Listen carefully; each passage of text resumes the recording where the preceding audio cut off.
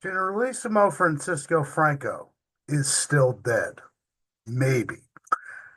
Hey, lovely people, it's Professor Matt, and this is the last and final of the Fascism and Football series here at the Too Many Guys Soccer Show. And today we're going to be looking at Spain. Right, and so bear with me here. But before we get into that, though, just a handful of updates.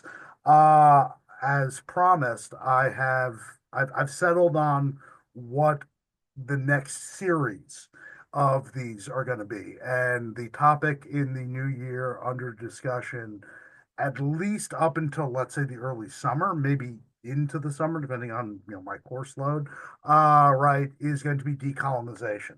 And so it's going to be similar to this series in so much that the first episode is mainly going to be me doing that academic thing and sort of talking about, okay, what's at stake here, right?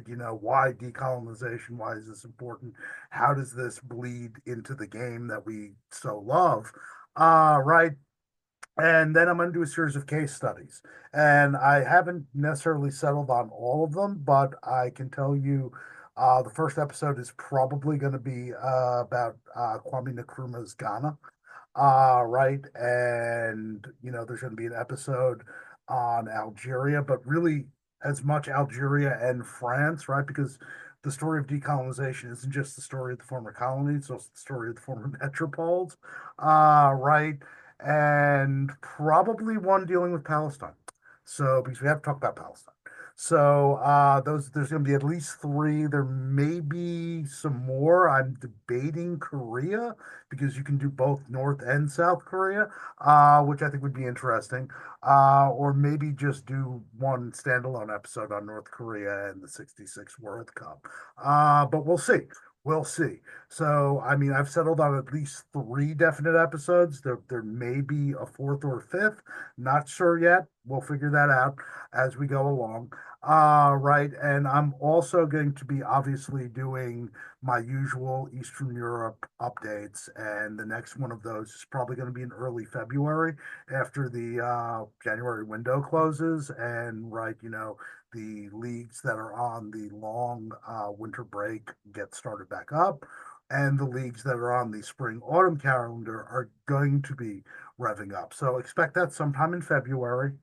Right. And uh, I'm probably going to be doing more sort of independent, strictly Liverpool content. Right. I don't know if I'm gonna be able to do it every week, but I'm gonna attempt to do something, at least just something that's like 10, 15 minutes long every other week, or at least maybe a longer half hour episode per month. Right. So expect that. And also, right, Celtic and Scouse, the Liverpool Celtic crossover show with me and Celtic Cam. That's going to be very much a thing, and we're not certain when we're going to record our next one, but when topics that, for whatever reason, Liverpool and a Celtic fan feel the need to talk about, we're going to get those up. I also may, this probably wouldn't be until the summer though, have a special episode talking about football in Czechoslovakia, or the Czech national team or the Czechoslovakian national team, and why I, despite what other people might think they rather than the Netherlands might be the best footballing playing nation ever to not win the World Cup. So I have that in the works, but that's a little bit further out. So anyway, let's get to it. So I started with the old SNL joke, Francisco Franco is still dead. But in a lot of ways, he's not. Spain, of all three of these case studies that I've looked at, Spain, the fascist legacy in Italian football is still very real. It's tangible. It's built into stadiums. In Germany, it's like non-existent, and I guess that's a good thing. Right. In the case of Spain, Spain is Italy's sort of in the middle. Germany, there's like no legacy at all. In the case of Spain, there's a very real, tangible legacy. Uh, in regards to, the long shadow, very real shadow of Spain's fascist era over the game in Spain. And so obviously we're going to talk about that and also talk about why that was, right? And a lot of it too, I'll say this right now, goes back to the fact that unlike in Germany and in Italy, where fascism died in a very real, spectacular fashion through war, in Spain it kind of just withered away. It just left one day. But in a lot of ways, nothing happened. In Spain there is no reckoning, and only really within the last 10 or 15 years is the country having like legitimate discussions about the Franco era, about the Civil War, etc.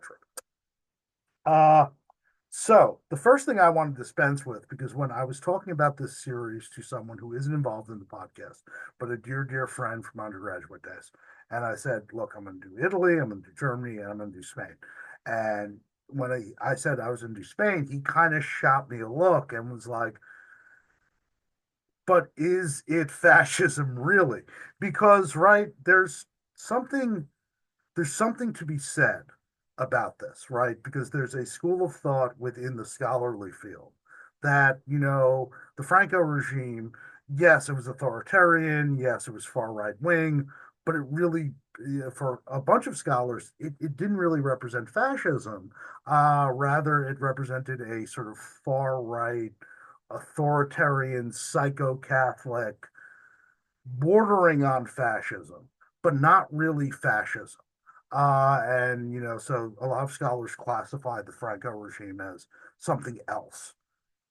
And I have to be honest, I've been all over the place in my time as a scholar about this issue. 15 years ago, I was more in that camp. I was like, the Franco regime really is something different. But the more I've read, the more I've thought, because right, that's what thinking people do. They think about shit, they mull it over, and they change their opinions. Uh, I've come to a conclusion that the Franco era, or at least the Franco regime, at a particular time, probably did constitute fascism, but at the end, probably something else, something that these other scholars think it was. And so, where am I going with this here? Well, in the first decade or so of the Franco experiment, so let's say 36, the start of the Civil War, to the or at least the early 50s or the mid 50s, I would classify the Franco regime as fascist. Why? Well, it comes to power through violence. It's interesting. As much as Italian fascism and German fascism had this cult of violence, both German and Italian fascism didn't come to power through revolution, through civil war. They were helped into power by traditional conservative elites who were like, these guys have no qualm with shooting communists and socialists and trade unionists, and they'll rip up democracy, and we can make mad money, and it's all cool. In Spain, that was not the case. And indeed, you have this revolutionary moment. You have this really brutal, disgusting 4 year civil war that the Franco regime emerges out of victorious. And indeed, if you look at the way that the early Franco regime talks about itself and about its mission, right? Because in the early years, it had or a mission. It is that fascist, going back to the first episode, it's that revolutionary impulse in fascism in taking Spain and transforming it by sort of going back to the quote unquote eternal Spain. They love using that term, eternal Spain, the Spain of, the Reconquista, the Spain of Philip II, the Spain of Christopher Columbus, and the Spanish Empire that was the largest in the world, the glories, the eternal glories of Spain.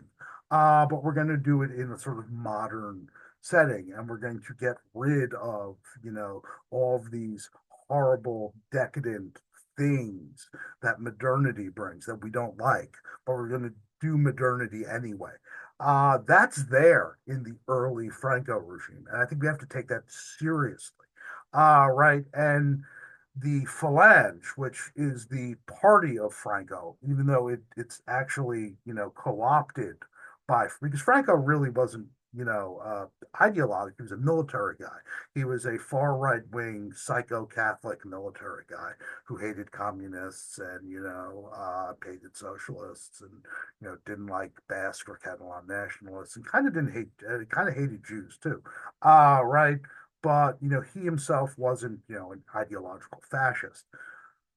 But in the early years of the Franco regime, a lot of bona fide fascists, including Franco's own brother-in-law, who was the foreign minister of the country during World War II, where Spain is neutral, but really pro-German and pro-Italian. Right? They even send volunteers to fight on the Eastern Front against the Soviets. Right? So effectively, they are a combatant, at least against explicitly communist opponents during the war. There's a lot of bona fide, genuine fascists close to the center of power. Where I think these scholars who don't think the Franco regime represented fascism, have a point is what happens after the mid 50s. And right, we'll talk about this because football's a big part of this story. So I guess like Spain from 55 to 75, where Spain, because of the Cold War and also because of a certain club in Madrid and what they do on the pitch and, football gets reintegrated into the world community. So by the time Franco dies, quote unquote, in the late 70s, Spain looks a very different place. That the sort of revolutionary violence, this mission to reconstruct the glorious eternal Spain, that's gone. Indeed, by the mid 60s, that propaganda is just missing. Yeah, there's a lot of anti-communist stuff, but it's also the Cold War. So Spain isn't like, out Spain is very much part of the Cold War in that sense. Right. But all the explicitly fascist stuff starts to go away. And really by the mid 60s, it's pretty much gone, right? There is no mission. They're not trying to reinvent or recreate, this glorious lost Spain, which is eternal, by the way, but somehow lost. Uh, it's more about staying in power. And right, it's more about, and again, entering the world community. And it's also at this point, too, that a lot of these, explicitly fascist figures in the regime kind of get semi-retired. They get increasingly ceremonial posts. They're exiled to like, weird ministries that don't do anything, so like janitor's cupboards, including Franco's brother-in-law, who goes from being, probably the second most powerful man in the regime in the early years and the foreign minister to a strictly ceremonial post by the mid 60s. So the way that I would approach this question, is it fascism really, is in the beginning, it certainly was. I'm convinced of that.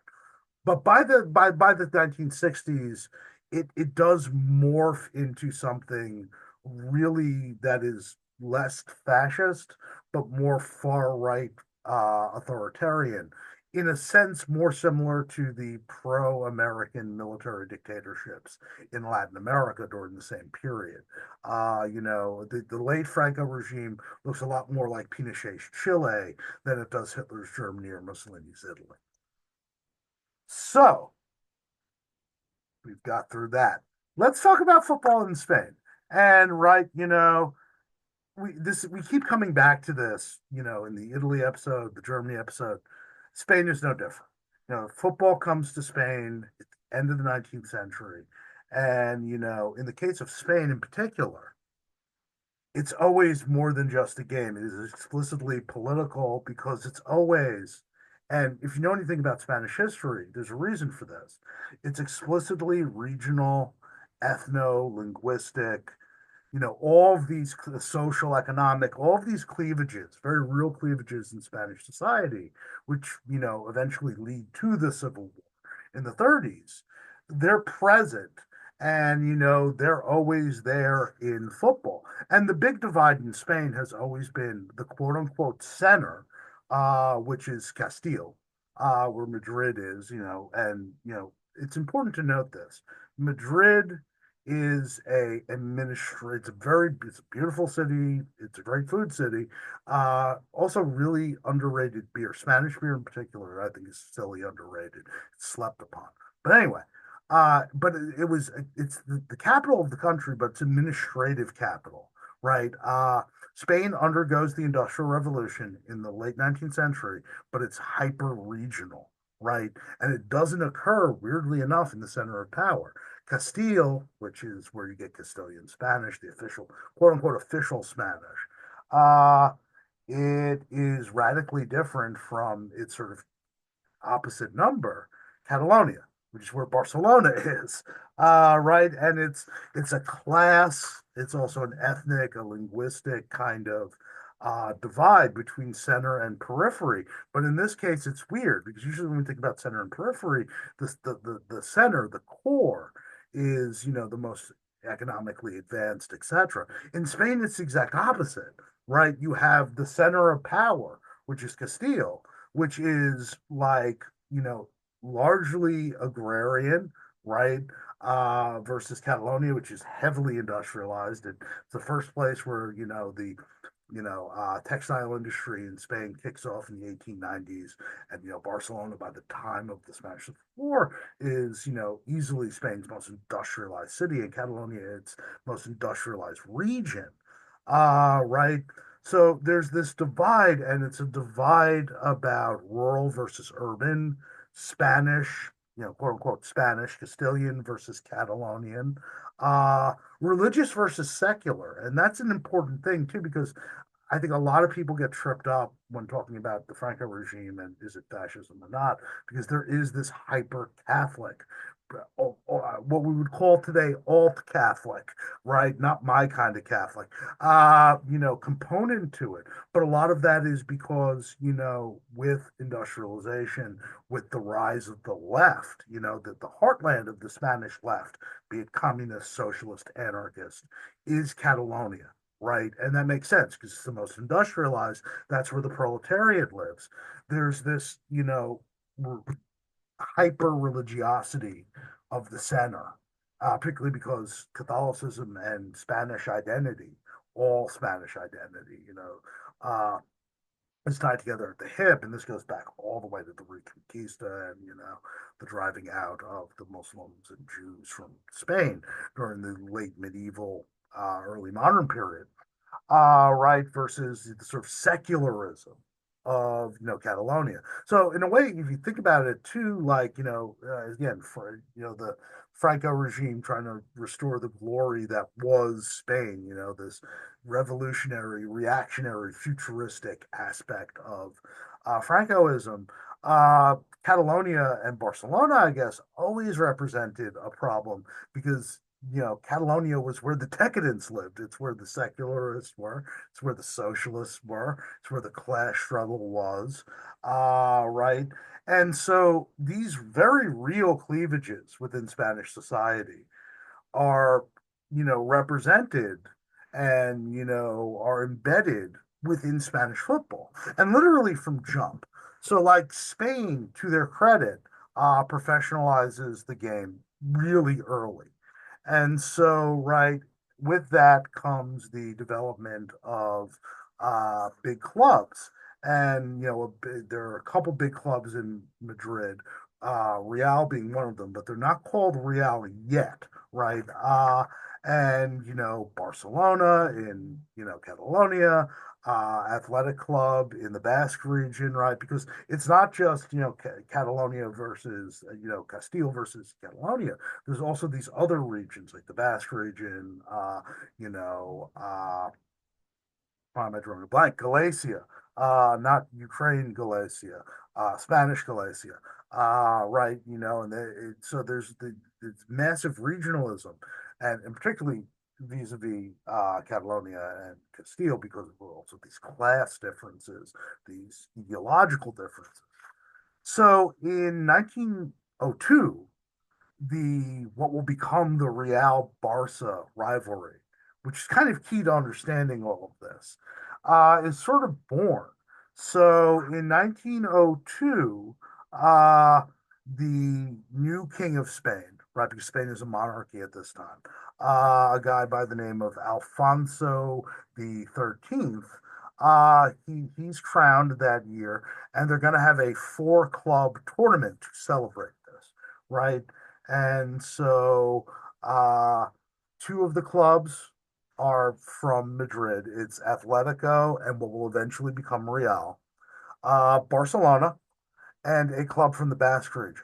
And right, the Spanish center, the monarchy, these are Castilians, right? So the hope is that one of these two Madrid teams are going to come out on top, and this is going to be this big celebration. This goes horribly wrong, right, for a the organizers of the tournament and for the Spanish government because both of the Madrid squads lose their first matches because one is paired, Atletico is paired with the team for the club from the Basque region, and Real, what would become Real, is paired with the Barcelona, and they get their ass beat. And so the final of this tournament celebrating, a Castilian, a Spanish monarch, is between a Basque and a Catalonian team. And this is where you can tell this is going to be heated. And this is more than just football because, ultimately the Basque team wins and they get a trophy. But if you look at media coverage, the third place match between the two teams from Madrid gets way more media coverage and more attention than the actual final. And the freaking trophy, which the new king hands, is 5,000 times bigger than the actual trophy for winning the goddamn final. So already you can see these tensions are very real and they're very much embedded within the Spanish game. And indeed, in the next couple decades, the rivalry between not just, what will become Real, but all of the Madrid teams and the teams from the sort of, non-Castilian periphery, these are legitimate rivalries, and they're rivalries that reflect these social, these economic, these linguistic tensions within Spain. And indeed, these tensions are literally going to set the country on fire during the Spanish Civil War, because the Spanish Civil War is about a lot of different things, right? But it should be noted that the Basque region, Catalonia, etc., these are the heartlands of the Republican anti-Franco movement, right? And again, this is where the left lives. This is where, secularism has, opened out. And indeed, right, the violence of the Civil War impacts football. In 1936, just when the Civil War is kicking off, the president of Barcelona, the football club, a guy by the name of Josep Soil, is murdered. He is unfortunate in so much that he's being driven in his car and he's stopped at a roadblock and he's stopped, the roadblock's being manned by these phalangists. So it's not even the, Spanish army that largely went over to Franco. These are, effectively a fascist death squad. And he's pulled out of the car and he is murdered. Right. So, and of course, this event becomes part of the sort of the sort of symbolic repertoire of the Barcelona vis-a-vis Real Madrid, even though Real Madrid had F all to do with this rivalry, right? Because Barcelona fans will point out, hey, literally, from jump, this regime that comes to power is against us because we represent Catalonia and we represent, the left and we represent, urban Spain, progressive secular Spain versus, backward, rural, anti-democratic, you know, authoritarian Spain. So the Civil War ends with Franco's side winning. largely due to, the fact that most of the Spanish army goes over to the nationalist camp. And right, he gets some help from his friends in Hitler and Mussolini. Right. So after the Spanish Civil War, the Franco regime, they have their mission, right? They want to reinvent the glories of Spain, but they also have to deal with, much like in Germany and Italy, but in a much more real sense, right? There's civil war here. There was straight up violence, mass violence. So the stakes are in some ways much higher. They need to build a quote unquote unified Spain and get at least the majority of the Spanish population, including in areas that never really took to the notion of being Spanish, or particularly this version of Spain, behind the regime. And how are you going to do that? Well, part of it is straight up, purging, it's violence. And indeed, football becomes a site of, the Francoization, if you will, of Spain, right? Clubs that were explicitly pro-Republican, had any kind of socialist or separate ethno-separatist, uh, you know, identity, and the people involved are in a very real way purged, right? They are purged from Spanish football, and right, you also have this renaming of clubs, right? Not these clubs, unlike in Germany, don't go away. They're just totally rebranded, including clubs from places that, the regime doesn't have to necessarily worry about. And what you're seeing is, for lack of a better term, the Hispanization of Spanish football. Which sounds weird, right? It's Spanish football. Of course, it's Hispanicized. But again, think about these regional differences, these regional cleavages. And so, right, you have this Hispanization of Spain and Spanish football after the Civil War.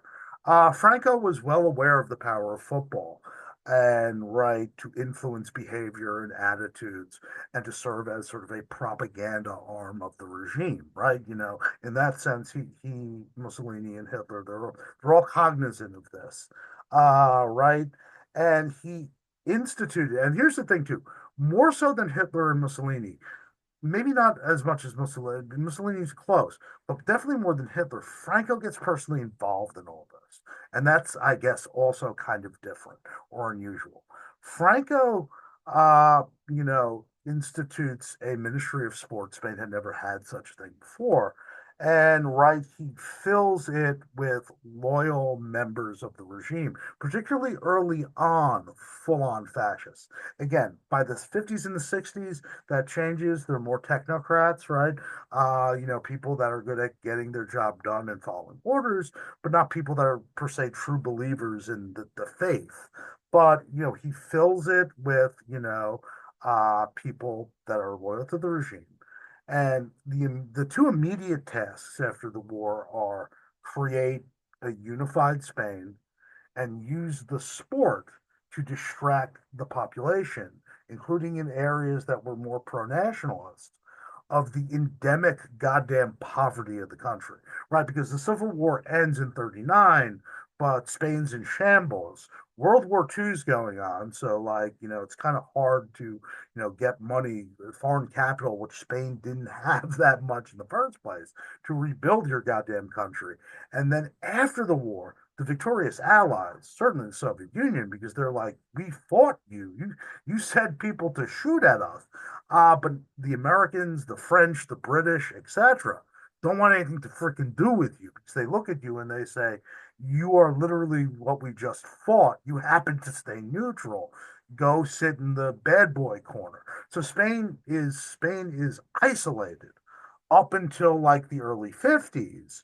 And because of that, like the country is an economic disaster, right? For pretty much a decade. So Franco sees football and he says, aha, we will use football to distract people from the fact that they live in abject poverty and in a, very violent police state. Right. And so the football in Spain becomes directly tied to the Francoist project and is directly administered by the regime itself. And right, so the in terms of the Hispanization of Spanish football, clubs start being renamed. Right, and they start being renamed in explicitly Spanish, aka Castilian. Catholic, right? There's this really disturbing far right Catholic element to all of this too. Uh, they start being renamed to fit this new kind of eternal Spain. So this is where Real Madrid gets its new name because before this it was just FC Madrid, but then they become Real, and the reason for that is Real means royal, and so even though Franco doesn't restore the monarchy initially, the royal family comes back and Spain is declared a kingdom, even though there's not really a monarch. So Madrid gets a facelift. And right, Madrid in particular, as we're going to see, will benefit from the Franco regime because one fellow by a fellow of note, Mr. Bernabeu, uh, he's a strong supporter of the regime. He himself wasn't a fascist, by the way, Santiago Bernabeu, but he sympathized with the regime, he sympathized with its aims, and he understood, hey, my club can benefit from this. If the regime likes my club, this is going to be a good thing, not a bad thing. So Real Madrid gets its sort of its facelift. FC Madrid becomes Real Madrid, right? And each club had to have two members of the Phalangist Party on its board at all times. So it's difficult for players or clubs with any kind of Republican sympathies to actually reintegrate themselves back into Spanish football after the Civil War. So, this purge occurs in the immediate aftermath, but then, the people that aren't exiled, fucking shot, etc., they really can't go back in. So the Civil War represents a violent break in the history of Spanish football because all of these pre-war, pro-Republican figures, particularly in clubs in places like Catalonia, the Basque region, etc., they're shut out. They're shut out because two members of the party had to be on the board at all times.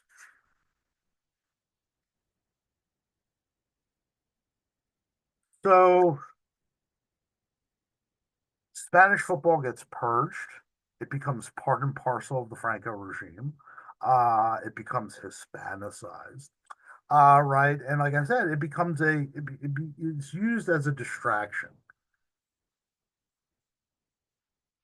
But by the early 1950s, and this is what I mean, that there's this, you can look at the Franco period as two distinct periods. The in your face fascist period, and then this other period where it's not democratic, but it's not really fascist either. It's more far right wing authoritarian. Beginning in the early 50s, Spain, which is a pariah country. It really is. Like I said, World War II ends, and nobody except like Juan Perón's Argentina wants to talk to them. Even the far right regime in Portugal is like, you were too pro access during the war, so we're going to keep our distance from you. Right. Spain is this pariah state. But then things occur, things well beyond the control of Franco and his minions. They're going to serve to reintegrate Spain back into the world system. And football's going to play a big part of this. So in 1950, the Cold War, which has kind of gotten going already, gets real fuck hot in East Asia with the outbreak of the Korean War. And this is the moment where it's actually the Truman administration, but then it's really taken up by the Eisenhower people after 1952. They start thinking about, okay, this is the Cold War, it's us versus the Soviets, communism bad, not communism good. Not democracy, not even really capitalism so much. Not communism, good. And Franco fits that. And so, beginning in like 1950, 51, the Truman administration and the British, because right, Churchill comes back, follows suit, they start engaging with the regime in Madrid, and they're like, "Hey, we don't like communists. You don't like communists. We could do a deal. We can bring you back." And indeed, by the mid 50s, the United States opens up several military bases in Spain. Spain does not join NATO because there are enough NATO countries that are like, we shouldn't have Spain in there, but they're effectively part of NATO. Right. And the US starts to flood Spain because all of a sudden in 1950, in the mid 50s, Spain is eligible for the Marshall Plan. And so the Spanish economy, which had remained stagnant and in the toilet since the Spanish Civil War, all of a sudden starts to grow and grow exponentially. Right, because foreign capital and resources are being pumped in. And Franco goes from being that guy who helped Hitler and Mussolini, their boy, he gets a makeover in the West where, he's not, I don't think he's painted really as a Democrat, but he's painted as someone who, we can do business with, and he's a responsible member of the international community, even though he kills dissidents and runs a police state.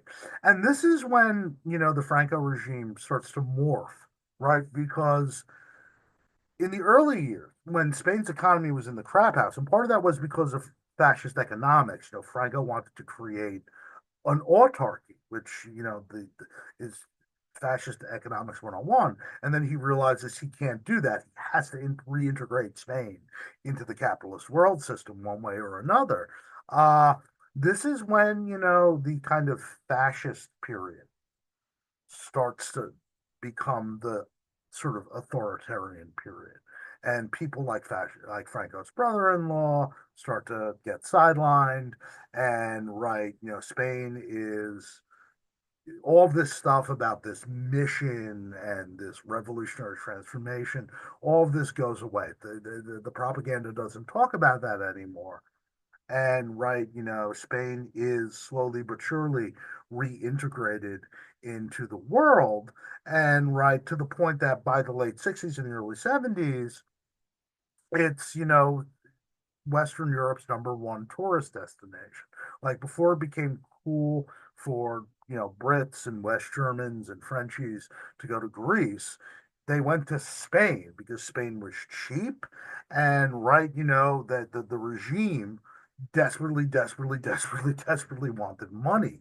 And so Spain becomes, in the eyes of most Western Europeans, Spain isn't scary fascist place anymore. Spain is where you go on your holiday with your family, right, and drink cheap sangria and stuff like that. And increasingly, too, with the advent of television and with the modernization of the game in Europe, oh, it's where Real Madrid's from, right?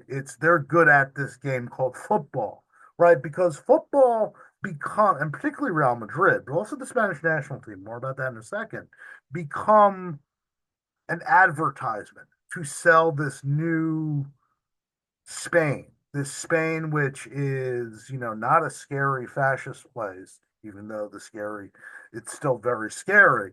It's this, responsible European country, led by a dictator, man, but still. Uh, and Real Madrid kind of becomes the showpiece for this rehabilitation. And this is where, right, Santiago Bernabeu comes in because he is the president of the club. And he's a pro-regime figure, even though he's not an ideologue. But he's an opportunist.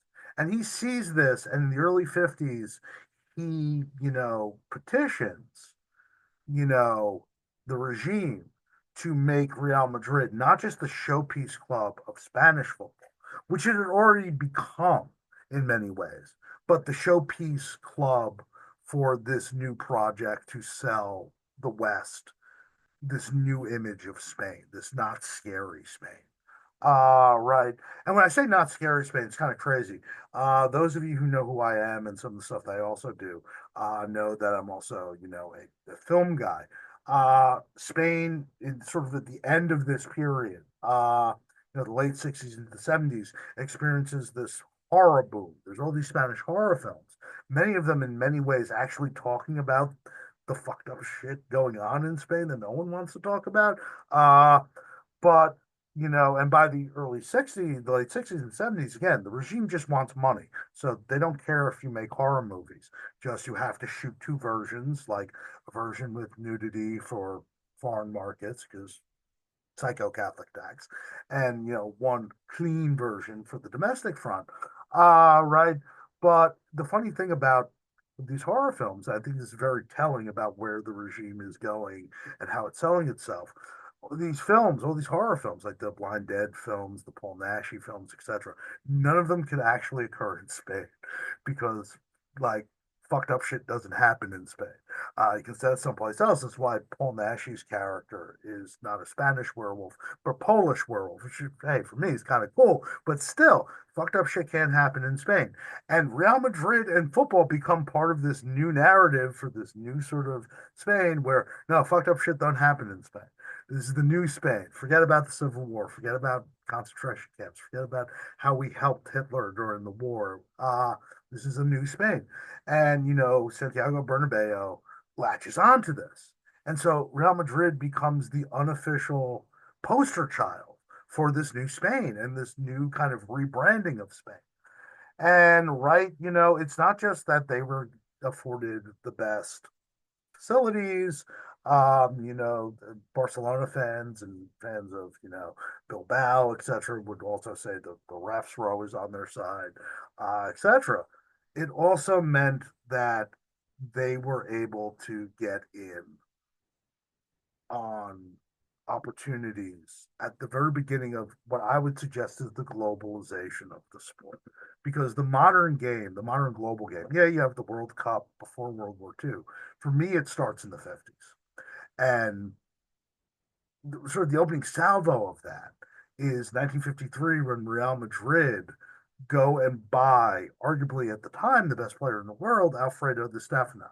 Right, and he comes to Real Madrid.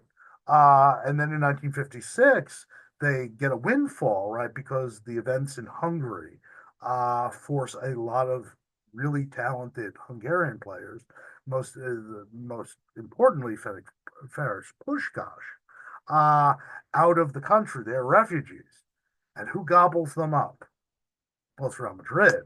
And, this is where Bernabeu is this great sort of salesman, but he's also this opportunist because he goes to Franco personally and he's like, we got to sign the Hungarians because your regime is anti communist and we're a bulwark against evil communism. And the West likes you now and they like us because of this. Go and pick up these refugees from this, communist country, and we can show by having them at my club, our club, we can show the world our anti-communist commitment. And indeed, if you look at the trophy case, the trophies won by Real Madrid during the Franco period, and particularly this period in the late 50s and early 60s, their dominance is crazy. This is when Real Madrid becomes Real Madrid, for better or for worse. Between 1939 and 1975, they win 15 La Liga titles, including 8 in a row between 1960 and 1968. They win 4 Copa del Rey, so they don't do as well in the domestic cup. But most importantly, they win 6, what we would now call the Champions Leagues, including 5 in a row between 1956 and 1960. And so Real Madrid's domestic success is important because it sells the Spanish population on the fact that, hey, this club that represents this regime is strong. So the regime is strong. And, this is normal. But I would argue the Champions Leagues in particular are crucial because as this is, it's not just foreign players moving. This is when TV happens. And this is on TV itself. Those early those early Champions Leagues from 56 to 1960, Brits, West Germans, etc., they're watching those finals on television. And when they're watching those finals, they're not thinking about Franco the dictator. They're not thinking about Franco the human rights violator. All they're thinking about is Real Madrid and Spain as this, mecca of football. And indeed, this Real Madrid and those early titles are crucial in the normalization of post-war Spain. Much like how I would argue too, the West German national team and to a lesser degree Bayern Munich helped normalize West Germany in the eyes of other Europeans after the war. Real Madrid helped normalize Spain in the eyes of Europeans. Because by the late 60s, most ordinary Europeans don't think of Spain as this like concentration camp. They think of it as cheap sangria, beaches, bullfighting, Real Madrid. That's what they're thinking. It's a place I go on holiday and they're really good at football. And so Real Madrid, and this is the thing, because there's this misconception sort of that Real Madrid is this, far right wing club. Look, we'll talk a little bit about that in terms of legacy. There are far right wing Real Madrid fans. Real Madrid was not a quote unquote regime club by design. It became a regime club kind of by choice.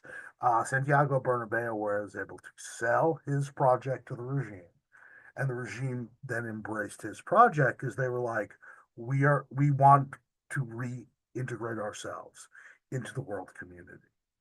And again, this is where I guess we go back to what I said at the beginning of this.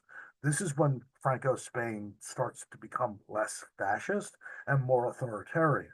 Because once you enter, the global economy and stuff, the sort of revolutionary ideological mission and zeal starts to recede, and you see a regime that is incredibly violent still, right? Very capable of violence, still a police state, extremely autocratic, extremely, like I said, psycho-Catholic, but one that is more being led more by technocrats than by ideologues.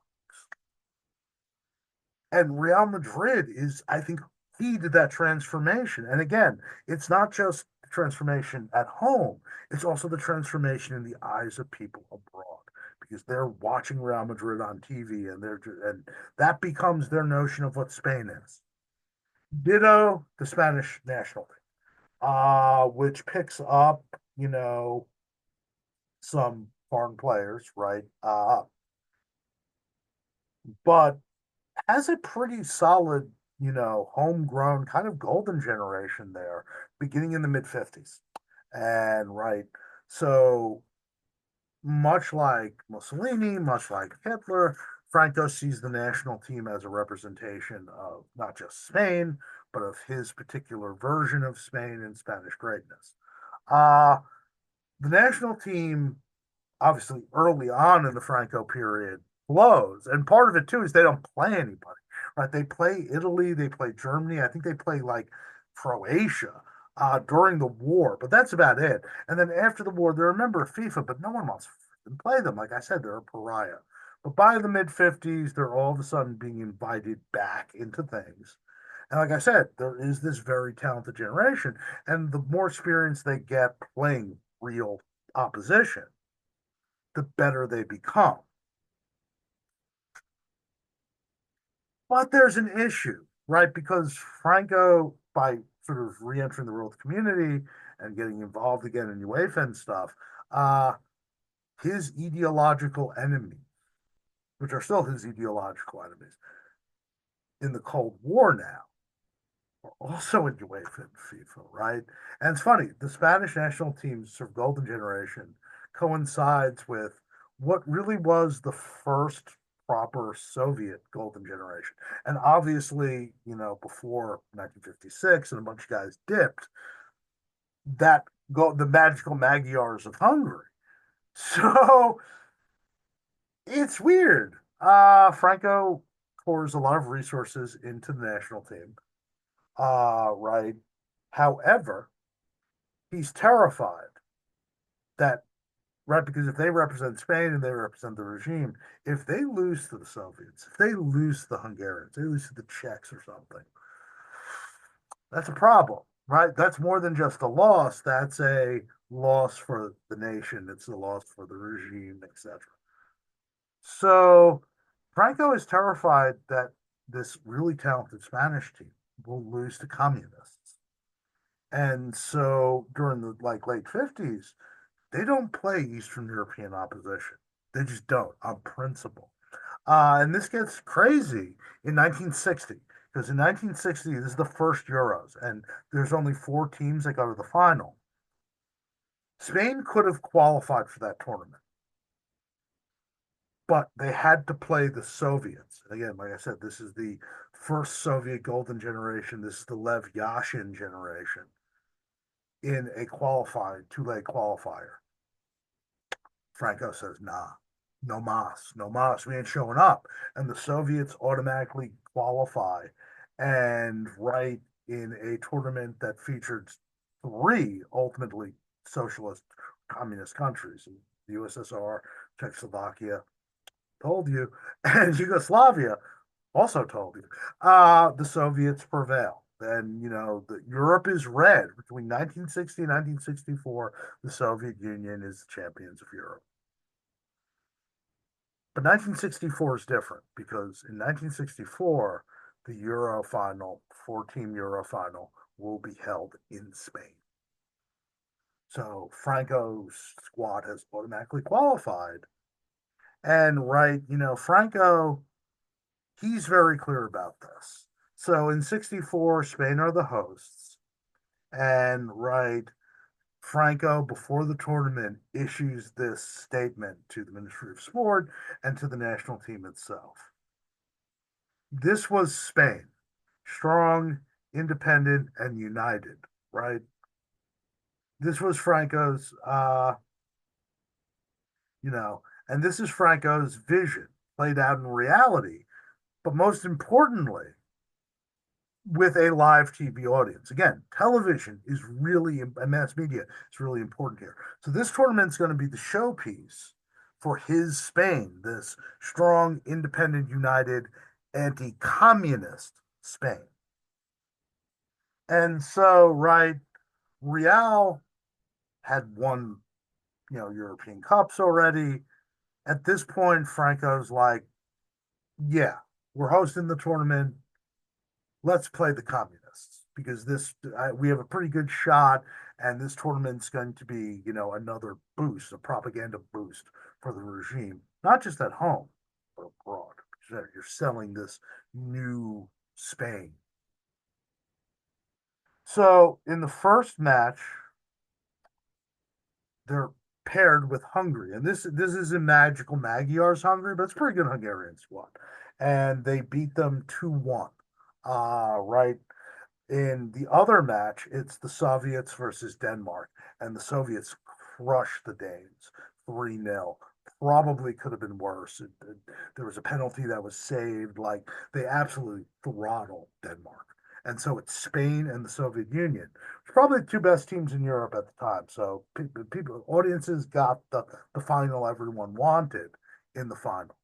And it's this Franco, unified, strong, anti-communist Spain versus the Soviets. That's a hell of a match. And the Spanish ultimately prevail 2-1.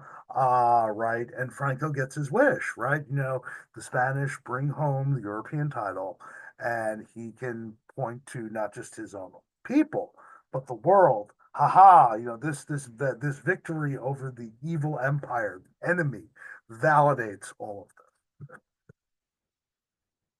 But within a decade, this Spain that Franco was, this new Spain, is kind of teetering, right? Spain does become part of the world community again. The economy recovers, right? The image recovers.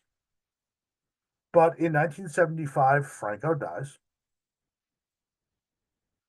and his system, which again had already stopped being particularly ideological and had morphed into this technocratic authoritarian regime, just melts away and democracy comes back.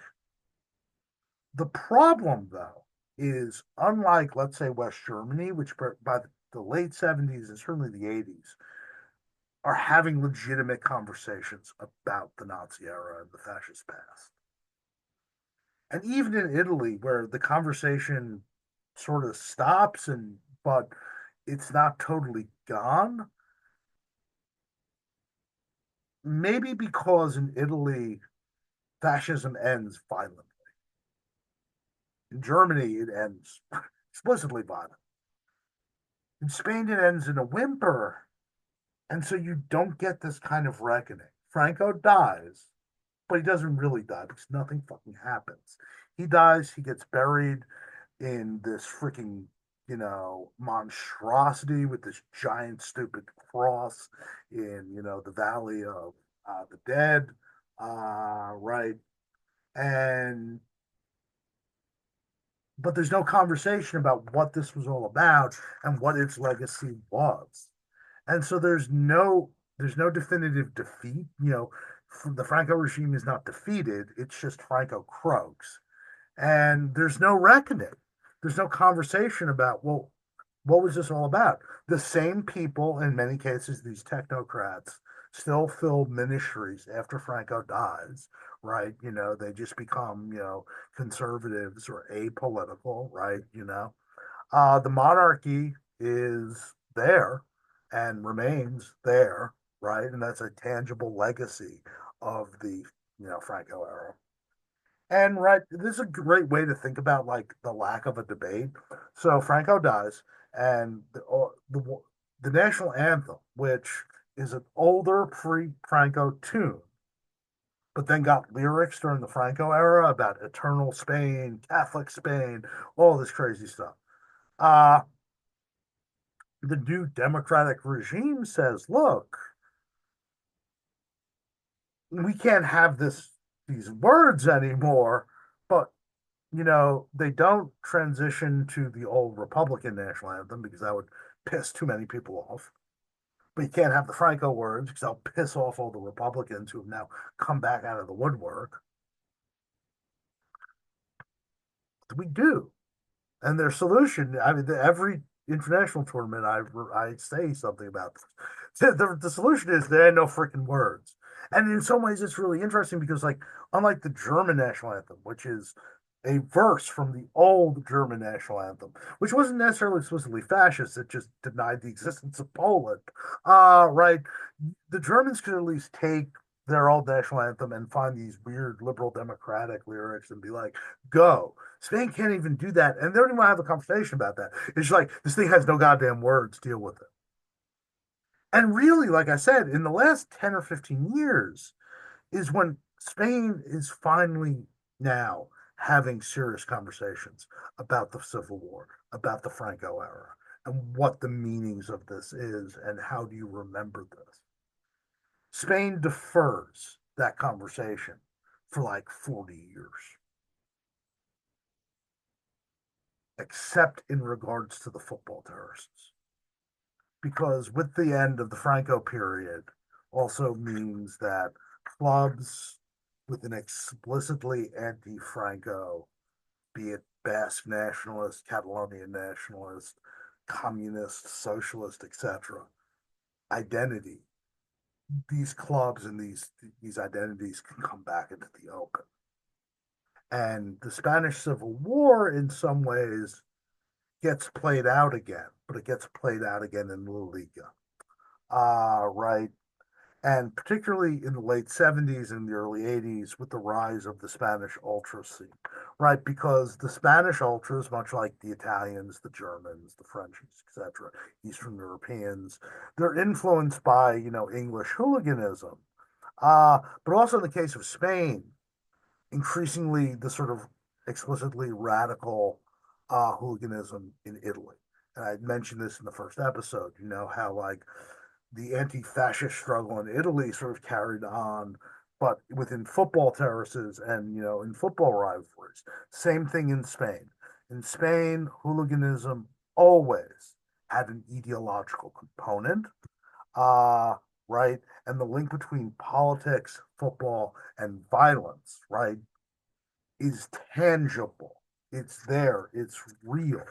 Right.